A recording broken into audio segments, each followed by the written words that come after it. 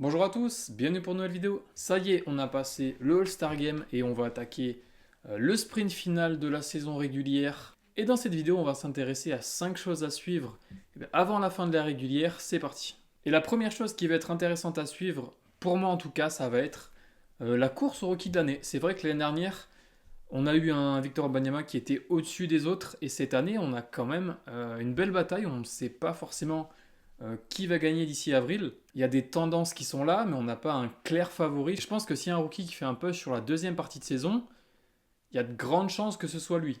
Et à l'heure actuelle, pour le rookie leader, on a Stephen Castle pour les Spurs qui est premier, et ça me choque pas, clairement. En ce moment, c'est lui qui a la meilleure dynamique. Avec la blessure de Jared McCain, c'est lui le meilleur scoreur parmi les rookies.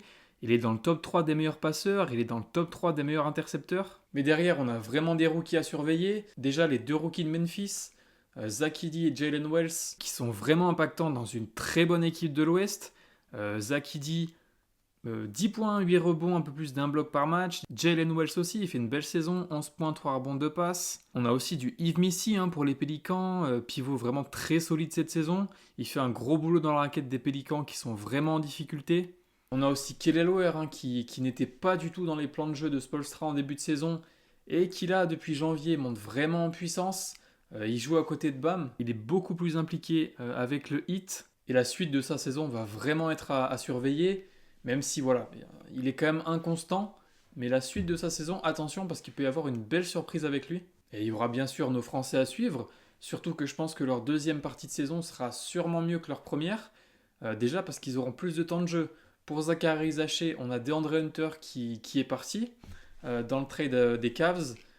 Jalen Johnson qui est blessé, donc forcément, il sera vraiment impliqué. C'est exactement pareil pour Alex Sarr à Washington, avec le départ de Kuzma et de Valanciunas surtout, qui va sûrement lui ouvrir des portes et lui donner encore plus de temps de jeu.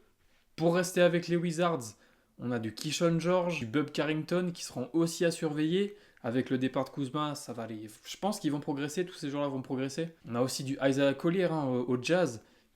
Vraiment, il y a beaucoup de joueurs à surveiller sur la deuxième partie de saison. Et ouais, la course au rookie de l'année, ça va être ultra intéressant. On passe à la deuxième chose que je vais surveiller de très près. Et c'est encore une distinction personnelle. Et c'est le MVP cette fois. Et ça va être est-ce que Shai Gilgeous-Alexander va enfin être MVP? Et pour moi, là, on est au break du All-Star Game. Et Shai a une petite longueur d'avance sur Jokic.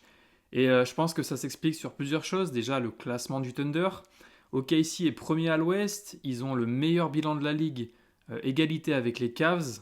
Avec un SGA qui est juste énorme tous les soirs. Il porte son équipe tous les soirs. Jokic aussi. Mais voilà, Denver est un petit peu plus bas au classement. À l'heure où je parle, ils sont troisième. Et je pense que c'est pas la seule chose qui avantage Shai dans le classement. Déjà, SGA, c'est des deux côtés du terrain. Nikola Jokic, on sait que des fois en défense, c'est pas toujours ça. SG est élite des deux côtés du terrain. Jokic, c'est voilà, en attaque formidable. Des fois en défense. Et aussi, je pense que ça peut jouer, mais Jokic a déjà 3 MVP. SG n'en a pas. Il y a peut-être une envie aussi de récompenser les autres. Et cette année, les deux ont une production de dingue. Et je pense que le fait qu'il n'ait jamais été MVP, je pense que ça l'avantage légèrement. Mais pour Shea, je pense que si il garde cette productivité, si le Thunder est toujours premier, s'il n'y a pas de blessure, et si ça reste comme ce qu'on a vu, je pense que ce sera pour lui. Après, bien sûr, voilà, faut rien prendre pour acquis. Il faut continuer à performer à ce niveau-là, continuer à porter Oklahoma tous les soirs. Et s'il fait ça jusqu'à avril, je pense que ce sera pour lui, honnêtement. On passe à la troisième chose que je vais surveiller de très près, et ça va être les Spurs. Et je pense qu'on va avoir une équipe vraiment très très intéressante à suivre sur la fin de saison. On le sait maintenant, il y a une autre star à côté de Wemby, De'Aaron Fox. Et je me demande vraiment ce qu'on va voir. Est-ce que les Spurs vont réussir à monter dans le classement sur cette fin de saison? À l'heure actuelle, ils sont 12e en 23-29. Ils restent assez loin d'une place en play-in. Ils sont à environ 6 victoires. C'est quand même assez loin. Surtout quand on voit les équipes concurrentes, les Suns qui ont quand même KD et Booker, même si c'est compliqué pour eux en ce moment. Les Warriors avec l'ajout de Jimmy Butler. Les Mavs de Luka Doncic. Ouais, je pense que ça va être vraiment compliqué d'aller chercher toutes ces équipes-là, mais pas impossible. Avec une belle série de victoires assez tôt, Moi, je pense qu'on sait jamais. Il reste quand même une trentaine de matchs. Après, ça va pas être facile hein, au niveau de l'automatisme de l'équipe, les plans de jeu, tout doit pas être au point hein, avec l'arrivée de Darren Fox. Ça fait pas longtemps qu'il est là. Et si ça passe pas pour le play-in cette année, faudra juste travailler, utiliser cette fin de saison pour bosser en équipe, continuer de développer les jeunes, intégrer D'Aaron Fox, voilà, faire progresser du Castle, du Wemby bien sûr, tous les autres joueurs qui restent, hein, qui sont encore jeunes, Jeremy Sohan, Devin Vassell. Et ouais, en tout cas, moi, ça va vraiment être une équipe que je vais surveiller, là, les Spurs. Je pense qu'on est vraiment sur un moment assez important pour eux, parce que je pense qu'il y a pas du tout, il y a pas de temps à perdre, en fait, pour Wemby, en fait. Donc voilà, troisième chose que je vais regarder, les Spurs. Quatrième chose que je vais regarder de près, c'est bien sûr la saison euh, et des Lakers et des Mavs. En fait, la saison des deux équipes qui ont impliqué le trade Luka Doncic. Anthony Davis, c'est un des plus gros trades all-time. Donc ouais, forcément, je vais regarder ça de très près. Et on va commencer côté Lakers. Donc déjà, petit point classement. Les Lakers sont plutôt bien, hein, 32-20 et 5e à l'ouest. C'est un bon travail de JJ Redick sur la première partie de saison. Et honnêtement, je trouve qu'il s'en sort vraiment très bien. On avait quand même un entraîneur qui était inexpérimenté complet hein, au coaching. Et je trouve que déjà, il s'en est très bien sorti sur la première partie de saison. C'était une interrogation qu'on avait avant que la saison commence. Et il s'en sort très bien. Mais là, il y a eu un chamboulement qui est total. L'équipe sera plus du tout la même. Tu passes d'Anthony Davis à Luka Doncic, donc ton équipe va changer drastiquement. Ah, tu as deux profils qui sont totalement opposés. Tu perds énormément sur ton front de courte et en défense. Hein. Tu perds Anthony Davis.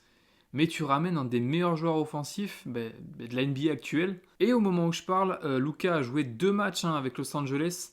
2 fois le Jazz, une win et une lose. Et c'est vrai que avec le deuxième match, on a déjà vu des lacunes à l'intérieur. Avec un Walker Kessler qui a vraiment fait mal aux Lakers in the paint. Le transfert avorté de Mark Williams fait déjà du mal et va faire du mal, c'est sûr. Et au final, au poste 5, tu as Jackson Hayes et Alex Len qui a été pris free agent un peu en mode bon, il reste pas grand chose, viens là. Mais ils ont fait avec ce qui restait. Mais c'est clairement un choix par défaut. Et ouais, je pense que c'est clairement pas assez. Et sur cette deuxième partie de saison, je pense que les Lakers vont vraiment prendre cher à ce niveau-là. Bon, après, je pense que ce sera à JJ Redick d'essayer de trouver des ajustements, des systèmes, mais ça va être très compliqué, ça c'est sûr. Après, pour compenser, t'as quand même LeBron James hein, qui va tout donner sur sa fin de carrière. T'as Luka Doncic qui devra prouver et qui, je pense, sera bien remonté. Et t'auras d'autres éléments importants et utiles aux Lakers. T'as un Austin Reeves qui est vraiment en feu en ce moment, du Rui Hachimura, du Jared Vanderbilt qui revient bien là. En défense, j'aime beaucoup ce joueur. Dalton Knecht aussi, hein, qui après le trade avorté avec les Hornets aura sûrement à cœur de montrer des choses. Mais ouais, les Lakers, ça va être vraiment très très cool de regarder avec voilà Doncic avec ce maillot jaune, ça va être hyper bien. Quand je parle de maillot jaune, je parle pas de Tour de France. Maintenant côté Mavs, c'est dur l'après Luka. Là c'est dur hein, si vous avez des potes fans des Mavs.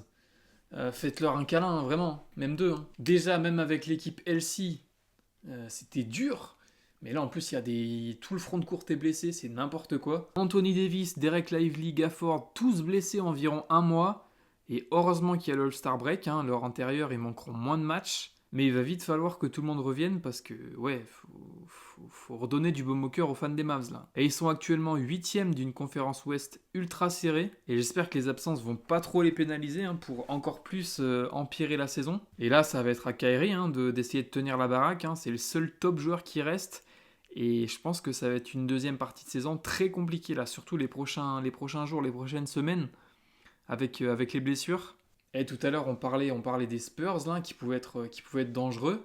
Et pour moi, à l'heure actuelle, une équipe comme les Spurs est plus dangereuse que les Mavs. Donc vraiment, attention, voilà, j'en ai parlé tout à l'heure, attention à des équipes comme les Spurs qui peuvent monter, les Mavs peuvent descendre, ça peut aller vite. Et on va passer à ma dernière sélection, ma dernière chose que je vais regarder. Et c'est les Sixers, nos amis les Sixers, quelle saison de merde. C'est le bordel total, la Philly, là, c'est n'importe quoi. Hein. Avant que la saison commence, je les voyais tellement bien. Et au final, pas du tout. Et ouais, principalement des problèmes de santé pour Embiid et Paul George, même Jared McCain, leur rookie qui était prometteur, out pour la saison.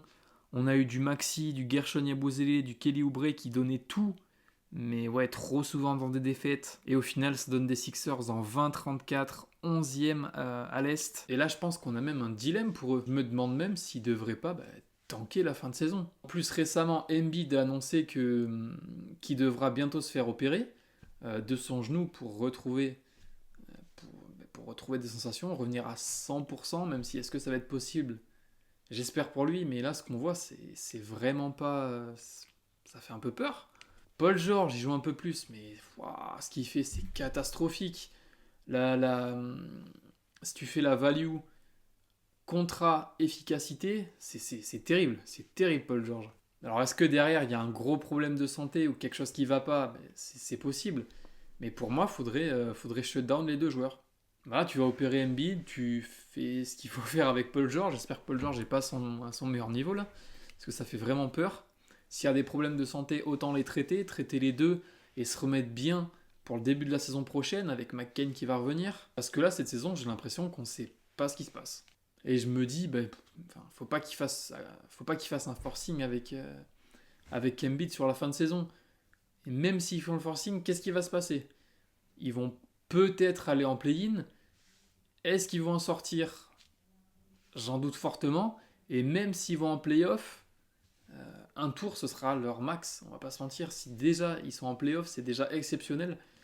Mais ils vont rien faire de plus. Surtout qu'en plus, lors de la prochaine draft, c'est le Thunder qui a leur pick, mais il est protégé 1-6. Donc en gros, si le choix de la loterie est entre le 1 et le 6, c'est pour Philly. Si c'est au-dessus, donc 7, 8 et au-dessus, c'est pour le Thunder. Donc est-ce qu'il n'y aurait pas encore plus matière à tanker en fait? Alors voilà, pour moi, si vraiment j'avais les rênes de l'équipe, ce que je n'ai absolument pas, je tankerais là. C'est plus possible. On voit des trucs.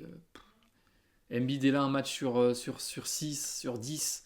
Paul George, c'est pareil, il est un peu plus présent, mais l'apport est dégueulasse. Pour moi, faudrait appuyer sur le bouton stop, tu repars de zéro pour l'année prochaine. Donc voilà, j'ai terminé de parler des 5 choses que je vais suivre. Il y en a forcément d'autres, il y en a plein d'autres, c'est la NBA, il y a énormément de sujets à traiter. Dites-moi vous si vous avez des choses vraiment que vous allez surveiller de très près. En tout cas, si la vidéo vous a plu, n'hésitez pas à mettre un like, un commentaire, à vous abonner. Ciao!